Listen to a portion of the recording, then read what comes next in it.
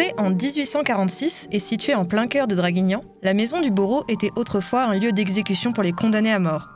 C'est aujourd'hui un lieu de visite. 3 salles sont à la disposition des visiteurs, chacune axée sur un thème précis, allant des prisons du Haut-Var à la peine de mort, en passant par les instruments de torture de l'époque. Plusieurs reliques sont conservées ici, comme des menottes de la prison de Draguignan, une porte de prison, ou encore des photos de scènes de crime. Le clou du spectacle, des reproductions d'objets de torture de l'époque, comme un masque d'humiliation ou une chaise à clous. Au-delà de sa visite, ce lieu est aussi chargé d'histoire, comme nous l'explique la responsable de l'accueil des visiteurs.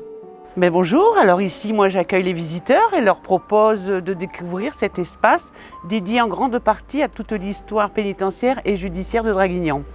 En 1845, un local fut construit pour y abriter la guillotine et en 1846 fut construite juste à côté la maison pour abriter la famille du bourreau.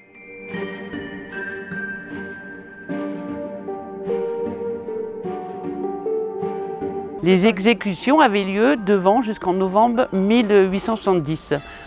En 1981, la municipalité décide de racheter cette maison et entreprendre des travaux de rénovation en 1996 et 2005. Dans un premier temps, elle devient le logement de fonction pour le gardien en charge de surveiller l'ensemble du site du Rocher, c'est-à-dire les jardins du théâtre de verdure, la chapelle Saint-Sauveur qui est plus haut et la tour de l'horloge. En mars 2015, le musée de la justice ouvre ses portes, mais la municipalité le ferme pour pouvoir faire des gros travaux. Et c'est en juillet 2009 que ce musée est rouvert à nouveau sous le nom de la Maison du Bourreau.